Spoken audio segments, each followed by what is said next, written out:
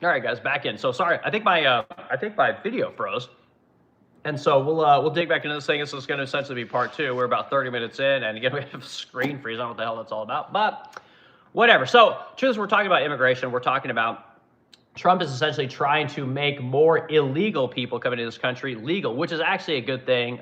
It's not going to help us because Congress isn't going to fix the actual immigration system. They're just going to let this thing continue to fester and look the other way because it's easier than actually having to get on the record and produce a vote, right? A lot easier to just look the other way. And that's exactly what everyone's doing, So anyway, we'll continue the conversation on illegal immigration. I was telling you guys before, the industries that use the most legal immigration versus the illegal immigration. I'm going to hit that one more time, and then we're going to go on to what are the actual food costs, because as a guy who's very anti-illegal immigration, I'm very pro rule of law. It's very frustrating to me how our system works here with illegal immigration, why we can't seem to fix the people coming into this country legally versus illegally, and Congress just lets us essentially look the other way. It's very twisted. But when I look at the food industry, the agriculture industry, what I'm realizing is that we actually need a shit ton of people in here that harvest all the food, right? That do all the crops. But it's not for the reasons that you think it is. The reasons we need so many people in here is because we went from being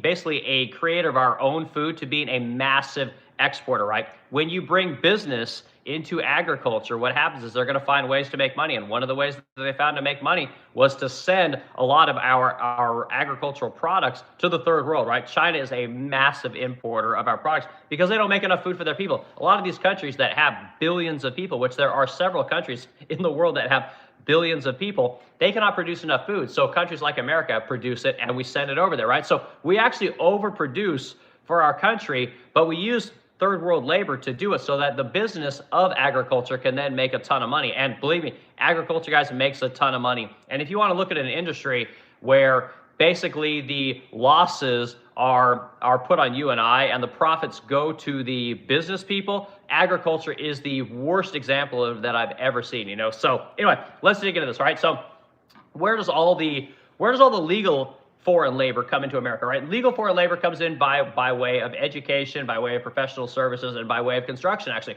There are a lot of people that are brought in the construction industry that are actually legal, which is something. But most of them come into education, right? So you're going to get a lot of people that come in on teacher visas, right? They're going to come in on H-1B visas and be a part of the education system and healthcare. There's a lot of people that come into this country that are doing home health aid work and stuff like that, So there's a lot of legal labor that comes into this country.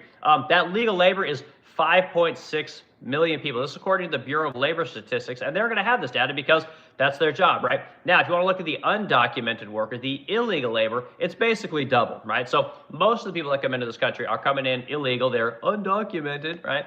And these are going to be people that are working in the known industries, right? Construction, food, hotels, meat processing, stuff like that. And the reason that this labor comes in here is because it makes our food wildly cheap, right? And again, I told you guys, I didn't know about the agriculture industry as much as I thought I did. And America pays very little when you look at the amount of money that we make, right? So we're actually the cheapest country on earth when it comes to the amount of money that we pay as a country for the food that we make here in America, right? So let's dig into that real quick. I didn't get to do that in the last part of my stream. So if you guys are into this morning, this is part two of our stream. We had a video got stalled, it was frozen, so we're starting over, we're starting again, talking about agriculture, we're talking about the illegal immigrants that come into this country. Trump is trying to take the illegal immigrant population and make them legal. He's trying to do it with executive orders because, again, Congress does nothing in this country. They've given Trump 4 bills to sign since he's been president. That's it. They're not doing anything. And again, I throw a lot of shade at Trump. I am constantly bashing on this guy for not doing what he campaigned on, right? Not doing what we voted him into office to do. And I'm a hardcore guy when it comes to illegal immigration and the rule of law. And again, we're not following the rule of law, but there's a reason for it. If we follow the rule of law, guys, again, all of us would starve and die. And this is just the honest to God truth. Okay, so what I want you guys to understand is how much we pay for food. Okay, so listen to this. So what's the average? What does the average American spend on food versus the wealthy nations, right? These would be, your Europes and your Chinas and your Japans and blah, blah, blah, blah, blah. Okay, listen to this. So the latest figures. So the average American spends about 10% of their disposable income on food. Okay, now, what does that mean, right? Where does that compare with the rest of the world? Is that a lot of money, a little bit of money, right? And again, Americans make a shit ton of money, so bear that in mind, okay? So essentially, of that 10% that we spend, right, 5% of that is actually groceries, right? So other things are going to be food away from home. This is restaurants, takeout, and things like that. So half of everything we buy is at the grocery store. The other half is DoorDash, is going out to, whatever, Olive Garden, I don't know, McDonald's, places like this, right? So this is the breakup, right? So look at other wealthy nations, right? So America is spending about 10% of, which is the lowest among all the wealthy nations, right? And again, part of this is because we have such a massive country with a massive amount of agriculture, and we bring a ton of cheap labor in here, cheap foreign undocumented labor, so that then people can make a profit, right? And big business is making the bulk of the profit. Shocker, okay? So America spends 10%. Canada's about 15%. Australia's about 14%. Japan is 15%. United Kingdom is 20%, right? So Europe's paying double what we're paying, right? Well, I shouldn't say Europe, but United Kingdom. Germany's paying 15%. France is 16%. Italy's 18%, South Korea is 18%, and the European Union averages about 15%, right? So most of the world pays about 50% more than we do. Some places are paying 100% more than we are. And why is that, right? It's because America is such a fertile place to grow crops. It is not only a fertile place, but we have more land than most countries that exist, right? Most of the wealthy countries, we have most land that is plantable. Right, America is a very fertile country, right? We got basically if you look at America, there's a strip of land that basically goes from, I don't know, Idaho to Montana, and if you go right down that particular part of the country, it's essentially the only part of the country that isn't super plantable. People still grow crops and things like that, but it's the only stretch of this country that isn't very, very fertile. And again, we've got this thing called the Mississippi River, which I live on, right? Everywhere up and down the Mississippi River, extremely fertile, right? The entire West Coast, extremely fertile, So again, large swaths of this country are highly plantable, right? You go into places like Wichita, Kansas, where I used to live, Oklahoma, places like that where I used to live. Actually, fantastic plantable areas. They're susceptible to the extreme weather, but for the most part, our crops are so engineered that they can withstand droughts. They can withstand, tons of rain. They can withstand cold temperatures, and thus we get a very cheap product in America compared to what we make, So we're paying a very small amount of money for the amount of food that we produce here, but most of it, again, guys, is being exported. Okay, so other topics I want to talk about. So we're getting people starting to come in here, guys. I appreciate you coming back to the stream. If you are back in, like I said, our stream froze a minute ago, and we had to do it again. So some of the other questions that I want to know is how come we can't produce our own food, right? How come we can't use American labor to do this? What is it about agriculture that, again, we had farms in the past. Why can't we have farms now, right? Why do we need all this illegal labor? Why do we need all these massive farms, right? Why do we have to have all this stuff? Other questions that I was asking is what's happened to the industry, right? Why is it that there are so few small farms today versus 50 years ago, right? Why are there so many large farms today versus 50 years ago? Something has changed, and I'm curious, what exactly that was. So hold on, let me go through my notes here. I want to make sure I get to the right, let's hear. So other things I want to know is what are the biggest changes in the agriculture industry in the last 20 years? Again, is it possible for Americans to make their own food? Why do we need so much illegal labor, right? So I asked a ton of questions, and I learned a lot about this particular industry. And I don't know that people are into agriculture. This is not a topic about Epstein. This is not a topic about the war in Iran. Like I said, this is kind of a close to home topic, So I thought it'd be cool. I can't talk about Epstein and freaking war all the time, So, all right. So what I want to know is what's the biggest change in the agriculture industry in the last 20 years, right? What do you guys think it is? Does anyone kind of have a guess? What do you think is the single biggest tool? Is it innovation? Is it illegal labor, right? Is it, we got genetically modified crops? Is it, the equipment that we're using? What's the biggest change, And the truth is the biggest change is consolidation. It's fewer farms, right? That's basically the biggest change. And it's actually produced more food, and it's changed the crops that we build or the crops that we plant, because we're not planting crops for Americans. We're actually planting crops for foreign countries. We're planting crops so that places like India and China can buy from us, because that's where we're making the bulk of the money. Because again, farming doesn't pay a ton of money in America anymore, right? We pay such little money because of all the illegal labor and the outsourcing. We're going to eat what other countries want to eat, and that's just the way it's going to be, right? Again, if the money is in selling soybeans to China, guess what, you guys? We're going to make a lot more soybeans, right? Chinese, they don't like to eat a lot of corn, so corn is not going to get the bulk of the money, right? So that's one of the biggest changes. But let's go to the comments real quick and let's say hi to people, and then we'll bat this topic around. So again, I don't expect this to be where we got hundreds and thousands of people in here today, and that's okay. All right, let's see who's in here this morning. So we're going to start with Berserker's in here. Good to see you, dude. Glad you're here. Appreciate being here again, as always. Trump's King 88. Trump's 88 King says, had a bunch of emojis going on. We got Racker Stash edits gaming. Is cutting corners for a profit a good thing? I don't know. I don't think the cutting corners is good because, again, my customer wants me to spend the time. They want me to provide the best quality finish and the best quality piece of furniture that I possibly can.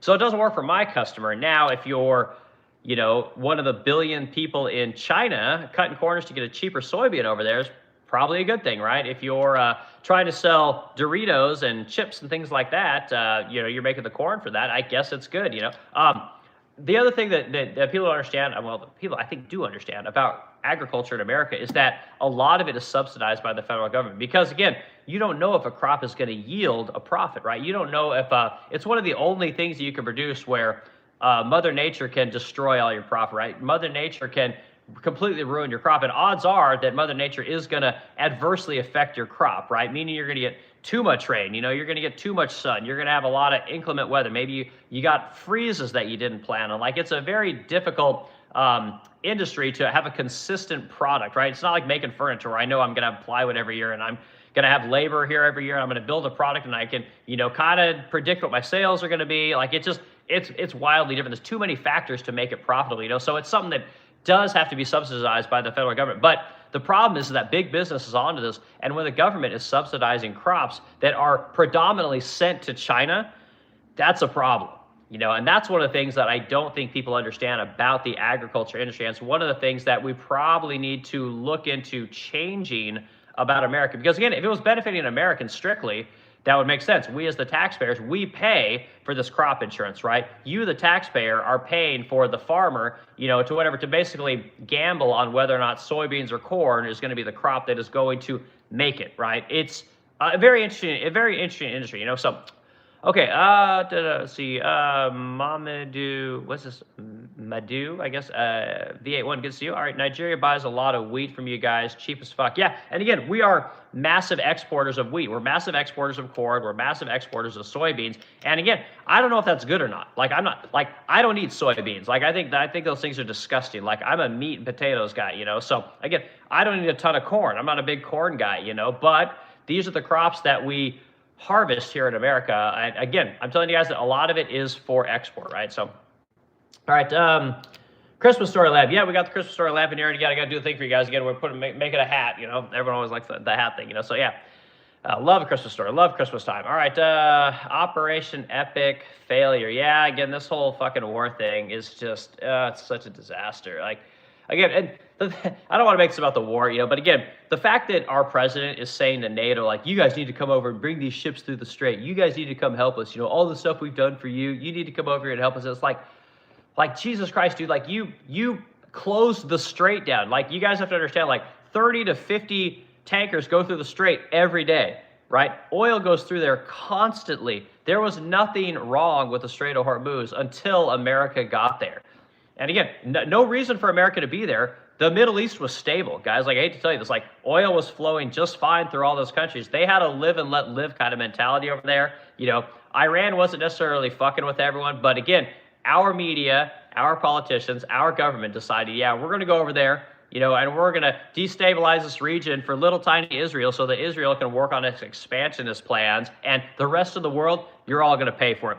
You're all going to pay higher fuel prices. You're going to pay higher gas prices. You're going to pay higher food prices. You're going to pay higher costs on everything because oil and natural gas are in absolutely everything. And I feel bad. So I'm embarrassed as an American, so it's very frustrating to me. And again, the problem isn't even our president. The problem is our Congress. Our Congress refuses to check our president. Our Congress is as feckless and as useless and impotent as you could possibly be. Our Congress is a joke. They don't want to fix this. What we're talking about today is illegal immigration, right? About how the agriculture industry has to use illegal workers. And our agricultural system has never worked without illegal labor. But our president, I don't know. The guy is just, he's a megalomaniac, and until Congress checks the guy, like, the rest of the world is going to pay for it. And it's no shock that when Trump's like, you got to come in here, you got to bring these people through the Strait of Hormuz, every other country's like, yeah, no. Like, yeah, we'll think about it. Maybe we'll get back to you. And, there's lots of memes going around about it because, again, they're all like, hey, motherfucker, you did this. Like, why do we got to come bail you out? You did this, dude. You fix it. It's your problem. And I hope the rest of the world can hang out long enough to make Trump take a serious L on this thing, because we're here in America, we're talking about putting troops on the ground over there because, again, if the rest of the world isn't going to help us secure the strait that we fucked up, we're going to put our forces on there. And guess what? If we go into Iran, people don't know, people need to understand that Iran is not Iraq. I think there's a lot of people that think that Iran and Iraq are very similar. Iran is like 4 times as big as Iraq and way more mountainous than even Afghanistan. Like, this terrain is not like, it's not going to be smooth sailing when you go on there. And again, we're going to be fighting against people who have lived there their entire lives. We're fighting against a civilization that's one of the oldest civilizations on Earth. Like, this isn't like, this isn't the same situation, but we're treating it like, it's just another conflict. Like, we just snatched this leader out of Venezuela. Like, Iraq went okay. Like, we toppled them in a couple of weeks. Like, we're all kinds of wrong. So again, to anyone that's like this to the rest of the world, like, I feel bad for you guys. I'm sorry. We're not all of us Americans are like this. We're not all these bellicose, like, let's just go fucking conquer everyone. We're not like this. I have the mentality, you come fuck with me, I'm going to destroy you. But again, no one's messing with us. But we just insist on, Trump wants to go down as one of the greatest presidents that's ever existed, and he knows that he can only do that if he is a wartime president. So he thinks that these little tiny conflicts are basically going to get him to be a wartime president, and they just make him look like a fool. They make our country look like a fool. They make our citizens look like a fool. They make our government look like it doesn't work. They make our citizens look like we don't care about the rest of the world, like we're all just war-hungry Americans that just want to take stuff from everyone, and we're just going to, big fat Americans. Like, I spent a bunch of time in New Zealand, and I got to actually see what other countries think about Americans that are actually wealthy countries. Like, imagine what a country thinks about America if we go kill all their people. What would you think about a country that comes in and kills your uncle, kills your mom, kills your dad, kills your brother, kills your sister? Like, are we ever going to be friends? No, we're never going to be friends. Like, you're never going to convince these people that you go in and kill their family and their friends that somehow it's going to be better for them. Like, oh my God, we don't want this dictator. Thanks, America, for coming in and killing all of us and killing all the people that I love. I'm so glad you do that. Thank you very much. It's not going to happen. It doesn't work that way. And anyway, let's go to comments real quick. Then we're going to talk about the greatest changes in the agricultural industry. And again, why do we need all these illegal immigrants? Trump is actually trying to change these people from being illegal to being legal by increasing the amount of H-2A workers that can come in and do these farm jobs. And again, we need the farm workers because we don't have enough people here in America that would do this work because, again, we told everyone you're going to go to college. We told everyone, hey, go to the city. It's going to be amazing. No, hee. And now we got no one that lives in rural areas. Rural areas are dying. They've been dying for a long time, and it's very hard to make money in the rural areas. Again, move to the city, go get a college degree, and then become a girl boss, go become an MBA, become a captain of industry, and then no one has any kids. So there's no kids. Even if we wanted to, we would have the population to start the agrarian economy again, to have more people work farms. We don't have the people to do it because, again, the only people that love to fuck for kids are farmers, right? People that live in rural areas, people that actually need children to help them in their life, right? To help their family move forward, to help their community move forward. Those people need kids. That's why the Amish have tons of kids. But the minute you move to a city, the minute you get a college degree, you're less likely to have kids, right? You're going to go, have tons of sex during college. You're going to have, bang your secretary because, you're always working late at night in the city. Doesn't work that way out on the farm. They actually have sex for kids, right? Because they actually need people to help them till the land, work the land, take care of the livestock. It's, again, our society is it is what it is. What do you do? Okay. But anyway, I appreciate the comment there, Porcupine. All right. This is we got Mike is terrible back in here. Good to see you, dude. Butter. All right. Cool. Berserker Zerg. The United States is among the top global providers of farming incentives with federal subsidies often exceeding tens of billions. Yeah, and that's exactly. It's the most subsidized industry we have here in America. And actually, you know what? Oil is actually subsidized if you count like corporate tax cuts. I think that probably oil is probably the highest subsidized industry that we have here in America. But anyway, I digress. I think you're right there, Berserk. But again, what I'm telling you guys is that the consolidation of farms to be ran by large corporations is the largest change in America in the farming industry, right? And then the other thing is then sending all of that food that we create here in America, most of it is sent to the third world, right? It's sent to all these countries that have lots of people that can't grow food, and that's good for them. But again, we, the taxpayer, are subsidizing that, right? So when you take the farms, you have a government incentive to be a farmer, right? Because they will give you insurance for your crops. The big business goes in there, and they essentially have a controlled industry. And then instead of selling that food to the American, right, which is essentially a controlled market and a smaller market, well, the first thing you learn when you become an MBA, right, is that you got to have a bigger market, right? You got to have more customers so that you then, well, we got the rest of the world. So, hey, let's use this crop insurance to then subsidize the rest of the world, and we'll protect our profits. We'll protect our industry by the subsidies that are provided by the taxpayer. It's wildly fucked up, guys. It's just like when you look at the oil and gas industry, one of the most profitable industries in America, massive corporate carve-outs for this industry. And again, you and I pay for it, right? So it's no bueno, but it is what it is, guys. When, again, you don't have small farmers, you don't incentivize people to be farmers, you're going to end up in these situations where, again, corporations are going to come in, they're going to buy up all the farmland, they're going to buy up all the small farms, turn them into large farms, and that's how it's going to be, you know? So when I look at my biggest change in the agriculture industry in the last 20 years, it's consolidation, right? So number of U.S. farms dropped from 2.1 million in 2002 to 1.8 million farms in 2022, all right? So you've got a large reduction rate, but the most important thing, right? So you have a 10% decline in 10 years. The most important thing is the average farm size increased from 441 acres to 463 acres, right? That might sound like it's not that much, but it's fucking massive when you consider why. Listen to this. Small farms, right? These are farms that make less than $250,000 a year in revenue, okay?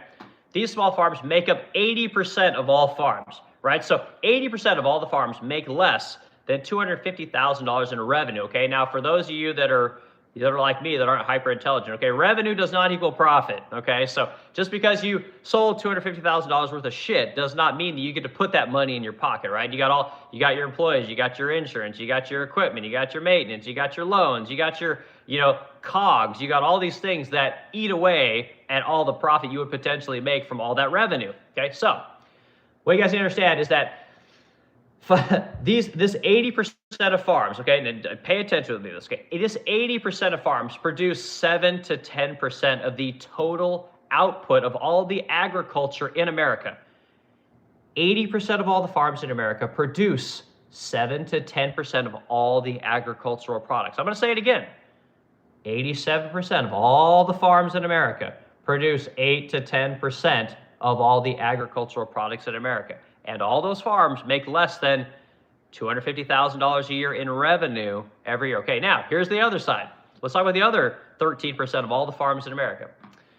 So the large farms, these are farms that produce $500,000 or more, all right? Generate 80% of all the production. So 13% of all the farms in America, that would be the farms that make over $500,000 a year, right? Produce 80% of all the agricultural products in America, okay?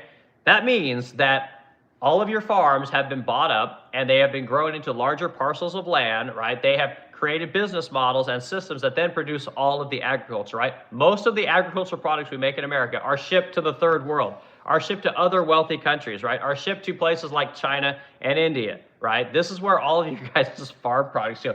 And again, you guys are paying for it by way of crop insurance, okay? So we get cheap stuff, it's great. Food doesn't cost very much. America spends the least amount of money on food of any other developed nation on earth, okay? So that is actually a good thing, but we utilize foreign labor, we utilize illegal labor, and we utilize, anyway, you guys see what's going on here. I think I've made this very clear, okay? Other things, right, about the agriculture industry that are the largest gains in agriculture in the last 20 years are explosive growth in productivity and efficiency, right? This is a good thing, okay? Let's dig into comments real quick, and then we'll dig into explosive growth, all right, what that means.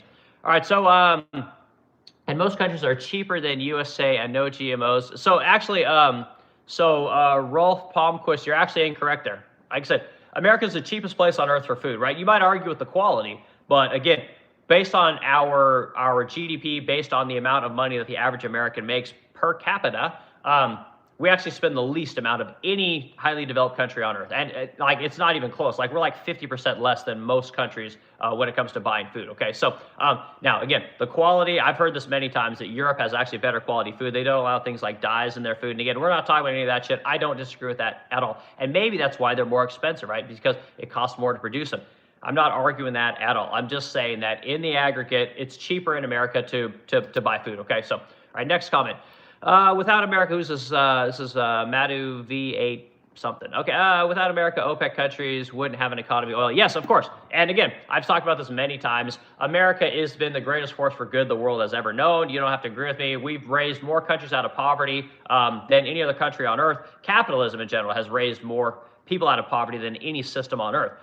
But OPEC and these countries over there in the Middle East, they wouldn't have known how to find oil, right? They didn't have the intelligence, they didn't have the know-how to find oil. It was Standard Oil that went over to the Middle East and helped these guys process the gold, the liquid gold, as Trump says, that was underneath their deserts, right? If it wasn't for Standard Oil, these guys would still be living in huts on the sand, right? And that's just the honest to God truth. They'd be doing something else. Their countries wouldn't be as influential as they are. You wouldn't have places like Dubai and Abu Dhabi. These places wouldn't be a thing, you know. So thank God for Standard Oil. Thank God for the Rockefellers. Thank God for these people that found oil, that created this industry here in America, and then exported to the rest of the world, allowed them to find energy, because again, it made the world what it is today, you know. So anyway, good comment. I agree with you 100%. All right, we got Jamie Burkett in here. Jamie Burkett T3E says, hello, good morning, good to see you. This is Old Texas Tech Man. Old Texas Tech Man. Good name, man. 9144. Trump is the greatest president we've ever had in a long time. Okay, well, Old Texas Tech Man, like I said, I voted for Trump for every time he's ran for president. I'm wildly disappointed this time. I don't think that he is doing what he said he was going to do. So tell me what makes this guy so great. Tell me what you like about him, because again, I'm curious, because I don't like anything. Like, I don't like anything this guy's doing. I don't like that he's looking the other way when it comes to illegal immigrants. I don't like the fact that he's going and fucking with other countries. I don't like this trying to project American might and make the world into what we want it to be. Like, we could have worked with Cuba years ago. Why are we going to go depose their leader? We could have worked with Venezuela years ago. And again, at the end of the day, if these are all sovereign countries, what are we doing going in there snatching their leaders? It makes no sense. You know, if you want to go to war with a country like Iran, go get a declaration of war from Congress, because Congress represents the people. And guess what? No president is going to go to war by himself. He has to take the people, because the people are the ones that fight the war. It's not the president. You think fucking Barron Trump's going to go over to Iran? You think he's going to be leading the charge like George Washington? No, he's not. He's going to be sitting fat and happy in Mar-a-Lago or in the White House while he watches other people execute his commands and die. Right? Again, and as an American, I don't want to go to Iran. I didn't want to go to Iraq. I didn't want to go do any of these things. I did want to go fight terrorists, though. Right? When I signed up for the Army to go be a light wheel mechanic, I wanted to go fucking kill terrorists, because they came over, they knocked down our Twin Towers. Our Congress essentially got a declaration of war, and I was ready to go. Okay? This is not the same thing. Trump is not doing the same thing that we did then. He may be executing these things smarter, but he's not using the Congress to do it. And I got a big problem with that. I don't like circumventing our country and our constitution so that you can go, you know, show how big your dick is. I'm not impressed by that. It doesn't do anything for me. I don't like it. And again, now the rest of the world is actually paying for Trump's actions. People in Europe not liking Trump. People in China not liking Trump. People all over, Europe's the country I should say the most. It's just Europe. These people are not going to come help us. They're not going to come bail Trump out of this problem. They're not going to come save him from himself. Congress is supposed to be the tool that checks the president, but they're not doing it, you know? So again, I love Trump. I love what this guy stands for. I loved him in the first term. I love the guy has great instincts, but he's basically trying to circumvent our system, and I'm not okay with that, you know? So anyway, let me know why you like Trump, you know, because I was a huge Trump supporter, and now I'm just wildly disappointed. Congress is scared of the president. Yeah, 100%. They're absolutely, and I don't know why. They had no problems trying to impeach him before. They had no problems going after this guy, making up, you know, false charges against him. They had no problems doing any of this shit prior to him being elected. Now that he's elected, they're terrified of him, you know. So I don't know what that is. All right, son says them. I'm not sure you're saying, dude. The YouTube 53. It's called War Snowflake. Yeah, I know. Again, I'd love to get a declaration of war. Like, get the people to support it. But the truth is, I don't think anyone supports this war. I'm one of these people, like I said, I'm all for America and going kicking ass and taking names, but you need to get a declaration of war. And if you guys don't know, Trump has 60 days to get this conflict in Iran wrapped up and brought back home, because if he doesn't do that, he's congressionally obligated to go to Congress for a declaration of war. And maybe Congress will just bitch out and just say, we're just not going to worry about it. Or maybe Trump's not going to ask, and Congress is not going to be like, no, you need to fucking do this. And he'll just go do whatever he wants. And again, we don't have a country at that point. We have a dictator. And this is not how the country works, So, okay, Devada, disagree. This is fine, but put in effort. All right, why should we be at war with Iran? I'm kind of with you, son. Again, make the case. If someone wants to come fuck with America, let's go. I'm all for it. Again, I signed up to go fight, and I would happily go fight people that mess with this country. But again, people aren't messing with America. I'm sorry. We just go fuck with everyone else because, again, we want their resources, right? Or this little tiny country that pays off all of our politicians, they want us to go fight their battles, and so we're going to fight their battles. And again, I'm not okay with that. And this is one of the reasons you need Congress to go do their part of the job. And it's easy for a president just to send the military wherever he wants. He doesn't have to go. And again, he doesn't have to ask people for their consent. And Congress is the people. Congress is the consent that he needs, and he doesn't want to do it, So I just don't agree. All right, get to the chopper. Great name, man.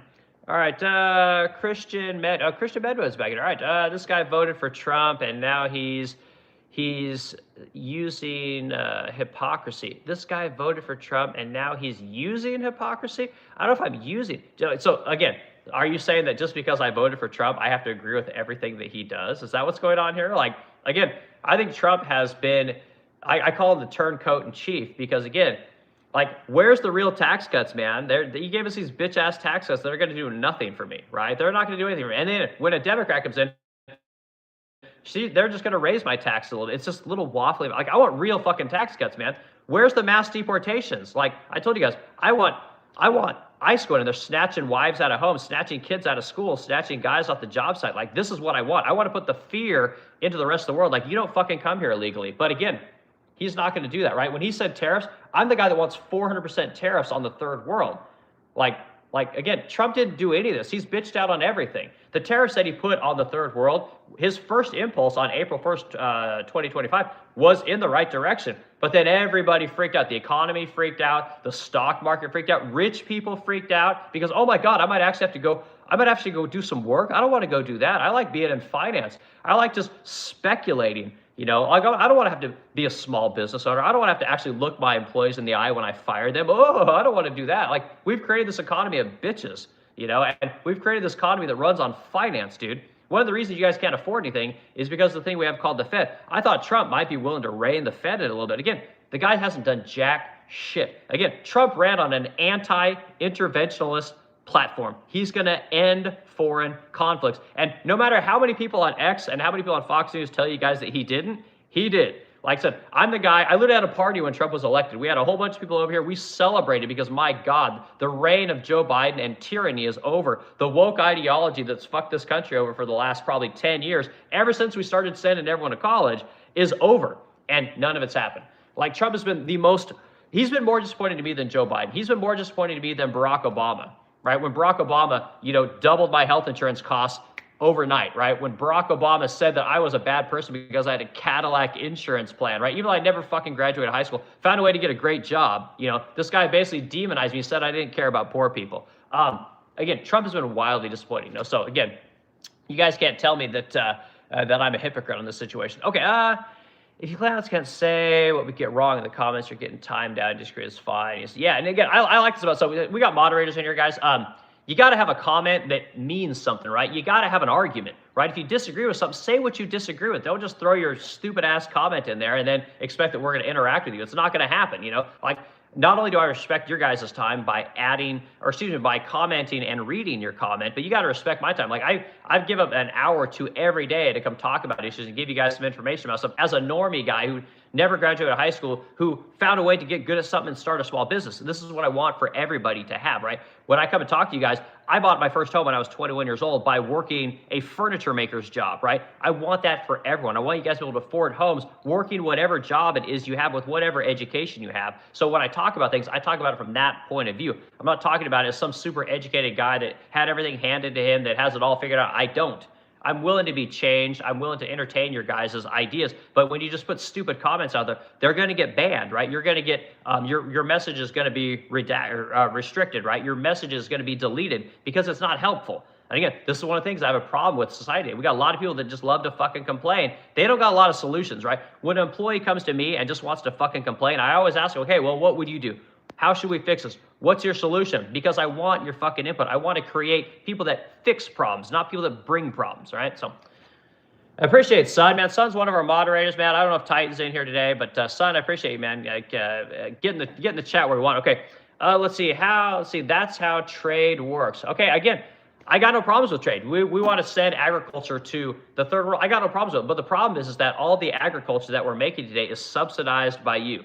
All the stuff that we send to the third world is subsidized by you, and then corporations that have bought up all the small farms, turned them into large farms, are then making the money. And when the crop yield doesn't go good, when they don't make the money that they wanted to make, guess what? You guys pay for it with crop insurance. You know, and again, I've got no problems with crop insurance for small farmers. I don't want it to be for mega farms. I want more people going and learning how to farm. I want more people getting land and raising crops, and then bringing that crops into the grocery stores, bringing that crops into the restaurants, bringing those crops into whatever, the large factories that make potato chips.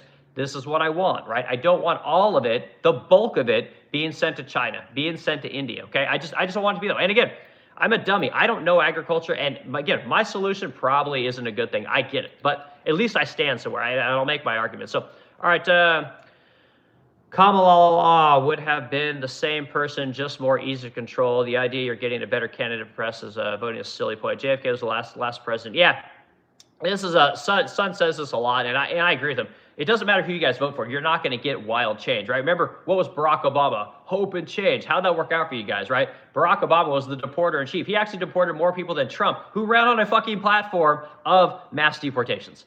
Right, so again, you guys never get what you want. Joe Biden, right? What did this guy run? He was going to be the normal guy, right? He wasn't going to be the Trump guy because Trump was apparently chaotic. Well, what did Biden do when he came in? He basically printed a shit ton of money to give you guys all these bills that didn't do exactly what they said they were going to do. The Inflation Reduction Act, how'd that work? The fucking guy had 9% inflation. Like, give me a break. Total joke. What was that thing, like $3 trillion? Like, you guys paid for this. You can't afford anything because of all the printing of money, right? What was his next one? The CHIPS Act, right? How's that working out, okay? Trump literally got other countries to bring their factories here for nothing. Joe Biden essentially printed a shit ton of money and told you guys, oh, we're going to give that money to Intel. We're going to give that money to whatever, NVIDIA. We're going to give that money to all these local people. And guess what? You guys paid for it. You didn't have to. Like, Trump showed you that you don't have to do that shit. And say what you will about Trump. Trump got all these countries to invest here. The largest fab plant in America is out in Arizona by, Taiwan Semiconductors over there in Taiwan. Again, like what are we doing, guys? You think you're getting this massive change when you vote for president. You're not, you know? And again, what Son says about JFK, JFK was the first person, was the first president, I believe, to stand for the state of Israel. And then wildly, he got assassinated, okay? And again, total conspiracy, but there's an element of truth to that. And again, what president has been as for the people as JFK, right? You haven't seen one in a long time, you know, and I don't know. Son, man, I'm with you on that one. Okay, let's see, golf. Okay, I'm not sure what you're saying there, Norman. Norman, sorry, maybe I got to read the rest. Sorry, guys, I moved through my comments too quick there. Okay, my GF knows about explosive growth. Yeah, man, I like those kind of comments. I got juvenile humor. My wife always tells me I'm a little kid, man. I think it's good. You got to have juvenile humor. You got to act like a kid, even when you get old, man. You can't take life too seriously. All right, Norman Orman, great name. Did you see McLaren is releasing a gold line next month? Just saw the hoodie. McLaren's releasing a gold line. I don't know what you're saying. A gold line of what? Like they're selling bars of gold? Like, I know McLarens are expensive, but I mean, Jesus Christ, I don't think it's sell gold by putting their name on it. You know, McLaren, I bought the McLaren phone. There was a company called OnePlus, if I remember correctly, that had a cool phone. They had the McLaren edition, and I bought the phone. It was pretty badass, you know. But McLaren puts its name on a lot of stuff, but I don't know that they. I'm not exactly sure what you're saying there. I try and keep up on McLaren news, but I don't know everything. All right, Nicholas Higgins, Australia has the best food. I bet I'm sure Australia has great food. I spent a bunch of time in New Zealand, and you know, New Zealand's as close as I'm ever going to get to Australia. Okay, hello, this is, hi, Bison. Good to see you. Casey Wade, LaForte, Moby. All right, cool, man. Yep, I know, that's a bald head. The Moby comment, yep. James Carrigan, or Carrington, excuse me, James Carrington. 420, all right, FDJ6T, okay, I'm not sure what you're saying there. Yeah, you have to illuminate there. All right, King Gold Dust, you all blind in what's going to happen. Okay, well, tell us what's going to happen. Blind in what's going to happen. Okay, well, again, King Gold, let's tell us what's going to happen. Like, what are we missing here? If you guys are in the stream, hit the like button, add the discussion. We're talking agriculture, but clearly agriculture is, now we're moving into foreign politics. A lot of our agriculture, guys, is sent to the third world. And again, we all pay for it with the crop insurance that you guys pay for. You and I pay for. Large corporations have come in and they've bought up the large farms, and they've started to implement better agriculture and processing and efficiency methods, which are good for us as the country that spends the least amount of money on food of any other wealthy country in the world. But we got a lot less farmers today, right? We got a lot less people wanting to do farm work. We got a lot less people having kids to help out on the farm, to help us in our businesses. We sent everyone to college. We sent everyone to the big city. And guess what? You don't need a lot of farm workers when everyone lives in the city and has a college degree. You can condition your society to not want to do hard work if you send them all to college, if you send them into the cities. When you tell people that hard work, is getting up and going to college every day, learning about, whatever gender studies, and then going to your government job where you're basically paying to be a psychologist for veterans or whatever. Like, this is not hard work. Hard work is being on the job site, slamming shingles every day. Hard work is slinging concrete all day, putting up, whatever, cinder blocks, right? This is real hard work. Hard work is working on a farm. That is real hard work. And again, we've told everyone, like, oh my God, you don't want to do that work. Like, you want to be in the city where you can party. You can go to college, till you're 25 years old and party. This country doesn't even know what hard work is. Like, I laugh when people tell me about that shit. Okay, this is my Willys. My Willys is a cool vehicle. All right, says hi. Good to see my Willys. God bless our greatest president, Donald Trump. That's cool, man. A lot of people like Donald Trump, and that's a good thing, man. Trump's all right. All right, King Gold Dust. You all not seeing the big picture. We got more comments like that. King, say what he got wrong. All right. Diane putting, remember, kids, Trump is in over 30,000 pages of those special little files and still can. Yeah, Trump's the most named person in the Epstein files, but also what you have to understand about Epstein. And again, I've done so many freaking talks about Epstein at this point. We have to understand about Epstein is Epstein's job was to be in influential circles, right? To be around celebrities, to be around fashion, to be around influential people in every industry. And if you guys want to know the truth about Donald Trump has been one of the most successful, most high-profile people any of us have ever known or witnessed in our lifetimes. He might be the most high-profile person for most of his life. And again, I wasn't big into Trump in the 80s or 90s, but again, he was very influential then. Sold tons of books, was big into real estate. You guys know him as the guy that on television, right? But he had a life that was wildly popular before that. The guy's always been around, so it would make sense that he would be in the Epstein files a lot. The important thing to know about Donald Trump is that Donald Trump, well documented, booted Jeffrey Epstein out of Mar-a-Lago because of his affinity for little girls, right? So Trump was going to allow that to happen, kicked the guy out and disassociated with him in 2007, which is very important because Jeffrey Epstein was convicted as a child pedophile, predator, whatever word you want to use, in 2008. And anyone that is associated with that guy after that is culpable and is a complete piece of shit and should be kicked out of government. But people like Howard Lutnick, probably not going to be kicked out of government. People like Kash Patel, probably not going to be kicked out of Trump's cabinet. People like Pam Bondi that have completely lied about this whole Jeffrey Epstein thing, probably not going to be kicked out of this guy's orbit. A lot of people around Trump, bad people, are also in the Epstein's file, and they're not going anywhere, So do with that information what you will. Okay, revolution in this is saying dominant country will fail when Christ will come. All right, well, we'll see what happens, man. You get what you voted for. I know, Anthony. Like I said, I've been wildly disappointed. And again, I can admit that my vote was terrible. But again, Kamala wouldn't have been any worse. She wouldn't have been any better. That's the thing. Like, the illegals would still be coming in with Kamala. Trump at least closed the border, so I guess that's something, But the wars would probably still happen. Foreign countries would still try and push Kamala around. And, if Kamala has one of these girl boss, big dick girl energy, if she's one of those people, she could have possibly got us into war even more than Trump. Like, you never know. Like, you get a lot of these women in high-powered positions. And again, they have this feeling like they got to prove themselves. They don't necessarily make the greatest decisions. You know, that's not a sexist comment. That's just reality, guys. Like if you look at, and again, I always catch shit when I say this, but if you guys look at the companies that women build, the companies that women found, the companies that women run, they generally run companies for other women. They create products for other women. They very rarely make products that are good for humanity. It's just like, do a Google search on it, guys. You'll find out that, again, women don't create shit for society. Men create shit for everyone because they want to make money. Women want to create shit for other women because they're empathetic about the female experience. So anyway. All right, let's see. My comment makes sense. Deals with the Bible. Okay, well, great comment, man. We like the Bible here. Love religion. All right, which comment did he miss, King? All right, hey, Matt V81. The world loves Trump. If Nigeria was Venezuela or Mexico, we'd be South Korea. God bless Trump. Okay, well, that's cool, man. And again, I love when people put their point of view out there. And if there are people out there that love Trump, Europe's not liking Trump right now because he's driving the cost of everything up in Europe. So again, I don't know what. If Nigeria was Venezuela or Mexico, we'd be South Korea.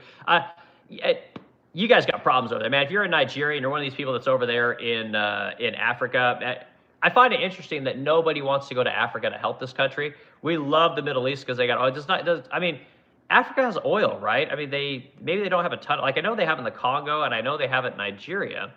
But like, does Africa just not have anything of value? I find that really hard to believe. I mean, I've read that China exploits Africa a lot for their resources.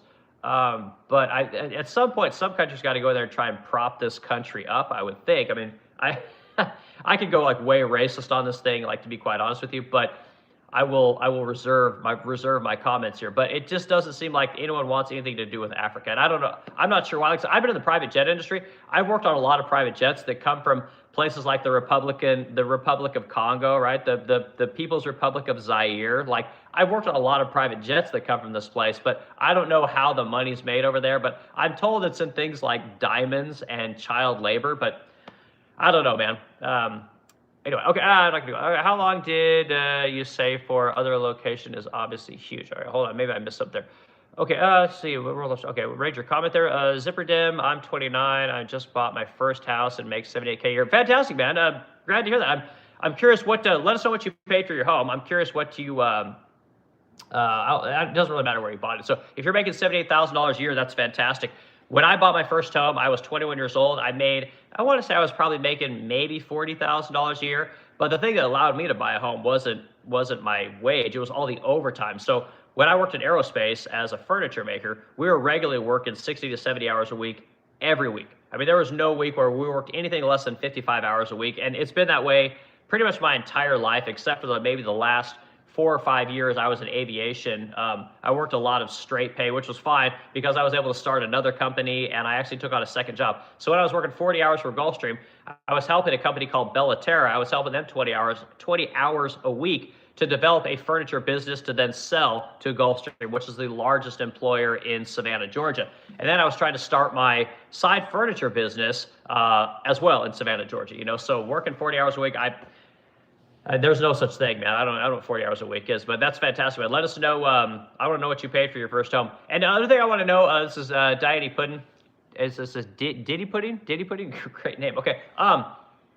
Did you buy a home that was already done, right? Did you buy a home that was perfect? Did you buy a home that you had to do work on? Did you buy a home that required some work on your end, some sweat equity, some elbow grease, all these kind of things? I'm curious, how perfect was the home that you bought? Because I kind of have a theory today that more and more people want to buy new homes because they don't know how to do anything. More and more people are buying homes that require no repair. They're not buying homes that are slightly dilapidated that need work because, again, we've lost those skills here in America. And again, we've sent all that work to the third world and we've brought the third world in here to do that work because Americans don't really want to do that. They don't want to, put up sheetrock. They don't want to sling mud. They don't want to, tear out windows, put in new windows. They don't want to rebuild decks. They don't want to do any of this shit. They just want to live in a home and play video games and, watch YouPorn. This is kind of how I think America is today. And tell me if I'm wrong. So, all right, ZipDem, how long did you say for also location and is obviously, yeah, again, that's a great question. All right, King Gulst, everyone is blinded to what's going to happen. Okay, appreciate your comment. Mike Dith1, what about the livestock farmers? So I didn't do a lot of research on the livestock farming side of things. I just did a very general agricultural look. And what I've seen about everything that I've referenced on here says that the big thing is like the hand-picked things. You know, these are things like almonds. These are things like, again, I thought I had a list of them over here. I probably don't have it. Of course, I don't have it right in front of me. But there's these specific crops that require that they're very hard to automate, right? Very hard to come with farm equipment to, you know, pick these things. So they need these workers coming to pick it. And almonds was the one that I remember. So it didn't say anything about the farm livestock. I don't know. A lot of the farm livestock that I did read about, when it comes to cows, a lot of that is mechanized, right? So it used to be, you know, you think you got the hot chick down there, the hot farmer's daughter, you know, she's down there grabbing the teats and she's got the butt crack showing. That's not happening anymore. So now it's just these mechanical devices that go on the teats of the cattle, and they basically just pull in all the milk, you know. It's kind of wild. It's literally all automated, you know, which is did I create a great picture for you guys? Yeah, so I didn't read up on that a ton, if I'm being completely honest. So, all right, I'm trying to, but shit, rent is high enough. Yeah, rent's tough, man. Again, I just don't know. I don't know how you guys did it for paying this crazy high rent that we had here for so long. All right, user ZU5SK6C12Z. The world doesn't support Trump. Yeah, I don't know, guys. I can't figure out if they do or not. Okay, I stay for 1 year and live in Texas. Awesome, man. Texas. The great thing about Texas, man, they got a lot of land, and you can build anything there. Like we got family in Austin. It's wild since COVID how much Austin has grown in this short period of time. Like Austin, I believe, was the largest growing city in America for like a couple of years in a row. Insane. And the cost of housing went up really high for a little while, but then it also crashed because, again, they were able to build and expand, and they got all this land to move the city and grow the city, and it worked. So Austin's a very affordable place to live. I don't know if that's where you live. Okay, Kavosho, he ended the Iraq war. Okay, no one really ended the Iraq war. Just everyone got tired of being there. Gotta move down south. My sister lives in Texas too. I'm in Kentucky. It's so expensive. Yeah, again, I used to send a ton of shit to New York. I sent a lot of furniture to Connecticut, Massachusetts, places like that. You know, Martha's Vineyard and all those places. But now everyone's moved south to Florida. All the rich people that live in the Northeast are moving to Florida. They're gonna keep their homes, like they'll have summer homes in the Northeast, but their regular homes are all going to be down in Florida now. So they're all going to be Florida residents with second homes up in the Northeast. When it used to be the opposite, you used to have the snowbirds would come down to Florida when it was cold in New York. Now it's going to be the exact opposite, you know. So, all right, he ended the Afghanistan war. Okay, well, yeah, all right, fair enough. I guess Biden ended the Afghanistan war, if I'm not mistaken, right? Technically, he was the guy that pulled everyone out of there. Son, king, I believe in the Bible, but what are you talking about? All right, James Carrington 420, only the worst of the worst support Cheeto these days. Not sure what Cheeto is. All right, false equivalent. All right, cool. Son says king. Okay, all right. Oh yeah, it's CT is very expensive. I watch a few homeless streamers who live there. Oh my God, that's the thing, right? You get all these guys are sitting in their cars talking about how fucking terrible their life is, and they get like hundreds of thousands of people that follow them. It's like, Jesus Christ, like that's a weird thing, right? This voyeurism of poor people, like we wealthy people or wealthier middle class type people, we like to watch how the poor have it, like through YouTube. It's like, isn't that kind of a weird thing? Like, is that a sign that your society is broken? Anyway, son, no zero effort comments, please. All right, man, get him, son, get him. All right, King says you've made over 200 comments and have 0 subscribers. Yep. All right, let's not talk. Oh, sorry guys, my stream jumped there. Okay, let's see. Do you think alcohol is a demonic liquid? No, I love alcohol. Like people gotta have something. Like I'm one of these people. Like I believe everyone's gotta have a vice. You know, if you're Trump, obviously it's women. My vice would probably be alcohol, I guess. I mean, I like to have a drink every day. You know, a beer. You know, but I rarely drink two. Like I like to have just the one beer, and that's kind of where I'm at. I get some people like they got to smoke. You know, some people like, you know, money, drugs, alcohol. You know, gambling. I mean, I guess I like gambling a little bit too. So, all right, everyone's got advice though, man. Like life. These people are talking, oh God, I get up in the morning and I do my cold plunge and then I journal and then I go put in 12 hours a day and then I come home and I have sex with my wife and I, you know, spend 8 hours with my kids and I, you know, I do everything perfect. Then I, you know, get on my knees before bed and I, you know, pray to God. And like these people that promote this kind of a lifestyle, like I don't think it exists, man. I think these people are all full of shit. All All right, alcohol is liquid confidence. Hell yeah, man. And Mystic Pizza's back. Good to see you. Yeah, like again, like we talk about. I'm going off a tangent here. So we talk about, the issue of people having kids, right? This issue of men lacking confidence to go meet women. Like alcohol is liquid courage, man. Like it's literally like you need people going to bars. Like you need people going to mixers and meeting people. Like you need guys trying to get chicks drunk to take them home and sleep with them. Like this is how the society works. And again, thank you, academia. You push this idea that guys are misogynist, and this idea of guys going out trying to get chicks drunk so they go home and bang them is like this bad thing. Like no, this is how society works, and we've just demonized these people that live this way. And again, chicks like to go out and drink and try and sleep with dudes. Like this is how we met people. This is how you end up with kids. This is how most people are oops babies. I hate to tell you this, but this is how you grow a society, man. You need freaking alcohol, man. I'm sorry. Maybe I'm turning into old man Eric here.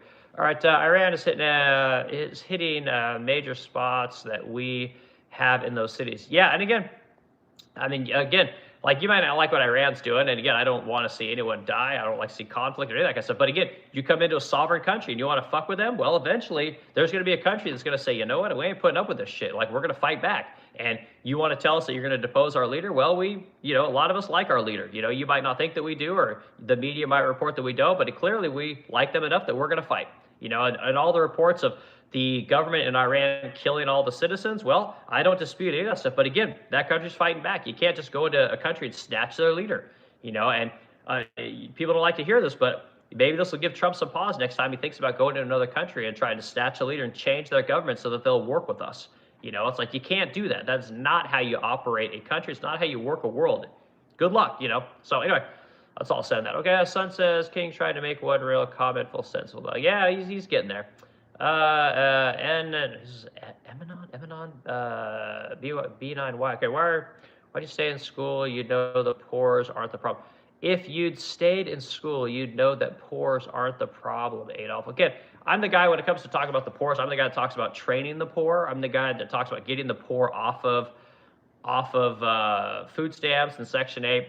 It's the educated class that have forsaken the poor. It's the educated class that say out of one side of their mouth that, oh my God, we need to help the poor. And then out of the other side of their hand, they pay for them to be on welfare so that they don't have to hire them, right? It's the educated class to say, no, God, we want college graduates. We don't want people that are second generational poor. Like, trust me, the hypocrites are all the educated people. I'm here to tell you this. The people that go to college, the people that run large corporations and large businesses, they don't give a fuck about the poor. And I've told you guys many times, like a lot of us, we just want all you people to stay the fuck out of our businesses. Just stay on welfare forever. I'm happy to pay my taxes. You guys can be third, fourth, fifth generation poverty, and that's the way it is, and it's fucked up, So I'm also the guy that talks about how you guys are all going to end up on UBI and welfare if academia and large businesses get what they want. They keep buying our politicians. They keep bringing the third world in here to take all your jobs and sending all the work that you would otherwise do to the third world because they'll work for $250 an hour instead of paying you $32.50 an hour, and they got no regulations over there. We have all the regulations here. All you virtuous fucks that go to college, talk about how you want clean air and clean drinking water and a safe work environment. All the clothes you buy, all the cars you buy, everything you buy doesn't have any of those regulations, So that's the real problem. All right, let's see. This starts where there are other countries not helping us. This is a start where other countries not helping us. Not sure what you're saying there, dude. Calling people Adolf, given the context of 26 is wild. Yeah, I know everyone's misogynist, everyone's Adolf, everyone's, anti-Semite, everyone's, sexist, whatever. Like every ist is just, they've all been played out. No one believes it anymore. So the bitch of it is like the minute we have an Adolf-like figure, no one's going to believe it, right? The minute you have real misogyny and real anti-Semitism, like you're just not going to, no one's going to believe you because again, it's just been played out for so long. All right, context 2026. All right, the sun's here. No low effort, nothing posts. Do you support ICE? Yes, I support ICE. 100%. I think ICE needs to go into every home in America where they think illegals are and drag them out. Go into the schools, drag them out. Go onto the job site, drag all these people off the roofs, drag them out of the manufacturing facilities, drag them out of everywhere, get them the fuck out of here, unless you want to change the law. If you want to change the law and give everyone amnesty, then ICE needs to fuck off and leave everyone alone. But until Congress changes the law, you need to enforce the law as it is written. You can't just have a country where we always look the other way. This is how you end up in Iran. This is how you end up with a conflict. This is how you end up with a war. Again, Congress is not doing its job, So Yeah, I support ICE though. All right, Matt Pride Mag. Okay, not sure what that means, but appreciate the comment there, Foxbox. King, okay, I'm gonna read your comment, son. There's damn near only one rule to put in effort. Okay, it's son's son's throwing in the comment. So we got moderators here, guys. Moderators aren't gonna let you guys just spew your dumb bullshit. They're gonna, get rid of your messages. They're gonna fight with you guys. Like, you got to put in a real meaningful comment. You got to ask a real meaningful question. Otherwise, we're just not gonna read your comment. We're not gonna participate. Africa's a continent, bro. Not good. Yeah, sorry, man. My bad. You're right. Thanks. Again, I talk fast. I do this 2 hours a day, every day. I'm going to say something wrong, but yeah, you're right. It's a continent. Thank you. I appreciate appreciate you guys keep me honest. All right, Alan Richardson, V7J. Which manufacturing is more reliable, Boeing or Airbus? Wow, that's a great question. I think that they're all the same. But here's what I will say. What I will say is, if you guys remember a long time ago, Boeing sued the World Trade Organization. Because Boeing was getting subsidized by France, and basically reducing the cost of their planes, and then was able to sell more planes. Boeing actually won that case, but what Boeing didn't categorize as all the tax carve-outs that they get from all of the Congress people that they pay. They didn't count that as allowing them to charge a cheaper price for their plane and then sell it to other people. So Boeing is a wildly dishonest company, and I don't think that they should have won that case. Now, all things being equal, right, which is more reliable, okay? I think they're all about the same, if I'm being completely honest. The thing that gets people is not the planes, it's the maintenance, right? So I worked in aerospace for 20 years.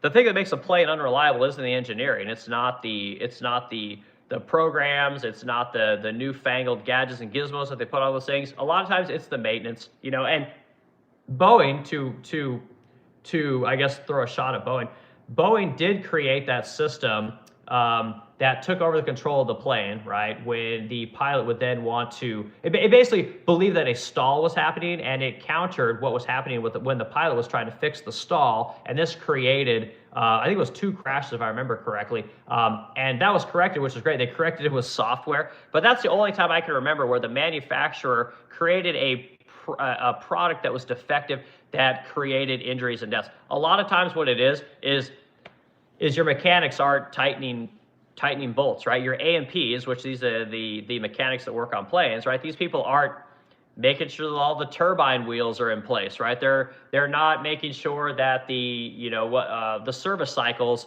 are the wheels are replaced when the service cycles hit their threshold, right? Service cycles are essentially when a plane takes off and a plane comes down.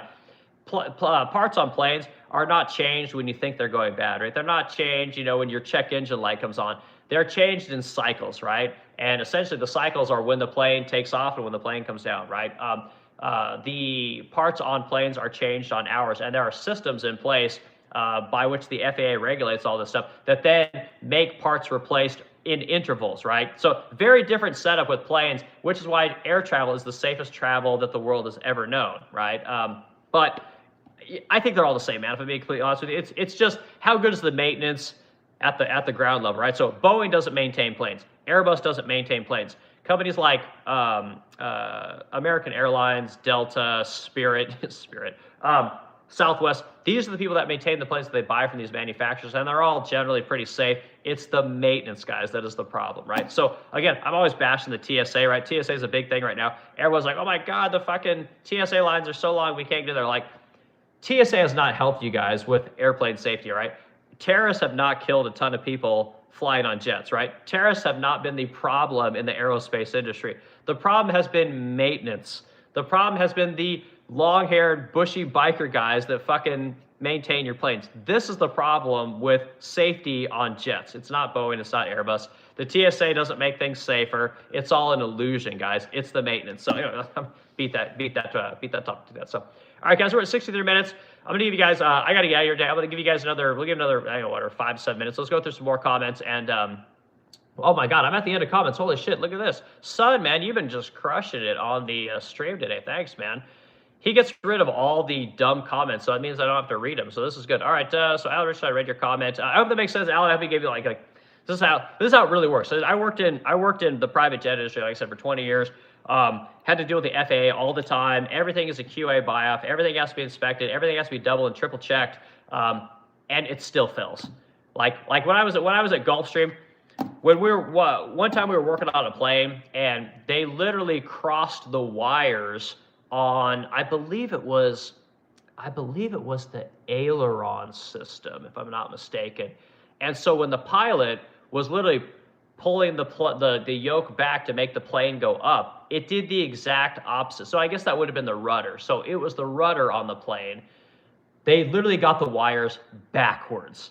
So the fucking plane would go down when you pulled the yoke back instead of going up. Like dumb shit like this happens. Like we've had wheels fall off airplanes at Gulfstream because they literally didn't torque the bolts down. Like it's wild what I've seen happen, and it's almost always maintenance that is the problem. It's not the plane coming off the production line, then going to Southwest, then going to American Airlines, right? So when I lived in Tulsa, the hub for all aircraft maintenance for American Airlines is in Tulsa. You know, so again, I've been in the industry too long to know where the problems really lie. So okay, it cost a lot of money to build in Nigeria.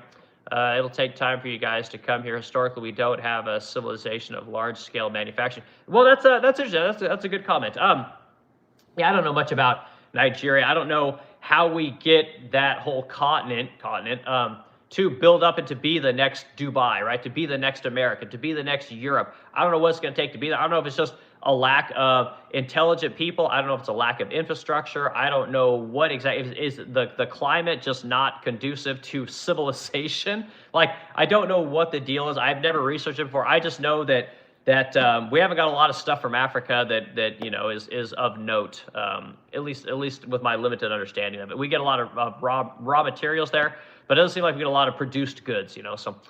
Okay, it's hard to start something up off, then go. That's why you're Asian, had a hard time building industries of substance. The distance too doesn't help. Okay, well, man, you've certainly gotten. Your comments have improved. Like, holy shit, what happened there? This is awesome, man. Great comments. All right, let's see. Europe, far. I'm sorry. I'm equating you with that king guy. So I'm sorry, Madhu. I appreciate your comments. Okay, Europe. Far East India, they already have a manufacturing culture. Yeah, but it didn't start out that way. Like I said, India didn't used to be a massive manufacturer.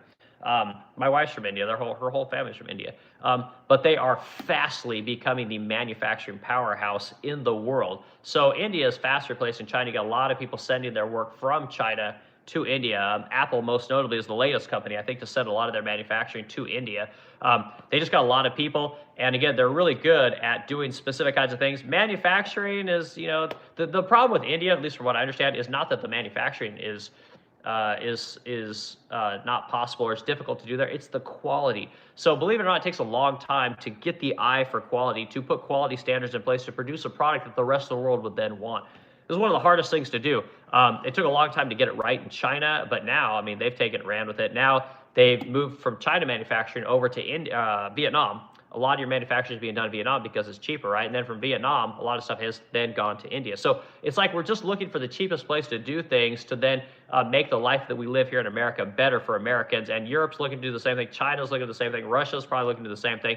And again, the wealthy countries, they just find the cheaper country to then keep the quality of life at or better than what it is, you know, currently. And we're just hopscotching from country to country to country. And this is why, again, we started this conversation talking about agriculture. This is why we need so many people to come into America to do this work. Like half of the entire agriculture industry is all illegal labor. You know, 10% of it is this H-2A visa thing that I was telling you guys about. So it needs a lot of work, but no country in America, or no country in the world has grown its agriculture industry or sustained its agriculture industry with its own citizens as it becomes a wealthier country. They always have to bring in cheap foreign labor. And I didn't know this, and it's, like I said, I was going to talk about it, but we got kind of sidetracked. We always get sidetracked with the comments, and I don't have the time to really go into the deep breakdown of agriculture that I wanted to, you know. So anyway, guys, I probably let's do the last few comments. And again, I appreciate everyone being here. Tomorrow we'll talk about something different. I'm not sure what we're going to talk about. A lot of people don't like to talk about, you know, things like agriculture. It doesn't play well. But again, I can't talk about Epstein and the war and bash Trump all the time. It gets old. It gets depressing to talk about this stuff a day in and day out. But if something major happens, we will talk about it. Like I've heard there's been rumors that this Bibi Netanyahu guy might be dead, you know, so we might be talking about that here in the near future. If that comes up, I would love to talk about him and Israel and Israel's stranglehold on America and American politics. I'd love to talk about Epstein as it relates to Israel. That would be a great topic to talk about. So we may be talking about that next couple of days. Just kind of depends on what happens in the news. All right, Joe Mama back in here, 7260. Google where all the heavy aircraft maintenance is done, okay? Well, Joe Mama, why don't you just tell us where all the heavy aircraft maintenance is done? So again, I came from Wichita, the aviation capital of the world. We've made a lot of jets. I don't know if we did a lot of the maintenance there in Wichita, so I'd be curious to know. We do a lot of maintenance in Tulsa, right? American Airlines is heavy maintenance is all done there in Tulsa. So howdy. Okay, Hillbilly Patriot, good to see you, dude. Hillbilly, it looks like you came in late, man. All right, so who's this? Joe Mama. Joe Mama, let us know where all the heavy aircraft maintenance is done. Where do you have this information? Were you in the aviation industry? Where do you get your information? I meant Joe Mama, Madhu V8. Is it L or 1? I can't tell. It's too tiny. I meant, say, Far East Asia. Okay. Well, I appreciate it. Well, guys, again, Joe Mama, if you're going to put your comment in, I'll give you just a few seconds here. If you want to put your comment in and let us know where all the heavy maintenance is done, I would be happy to comment on it and put my 2 cents in on it. But otherwise, I'm going to call it a day. I got a lot of things to do. I'm trying to get the CNC router put together. If you guys have seen my posts lately, I'm getting close. I'm putting all the electrical components on the CNC router. I got to do the brain box today. The touch screen, Masso unit's already put on. All the mechanical stuff is put on. All the motors are put on. So I'll be doing some updating posts on that. Hopefully we'll fire this thing up maybe next week and see if we can run some parts, you know, make some plywood cabinets, because that's what I bought this thing for.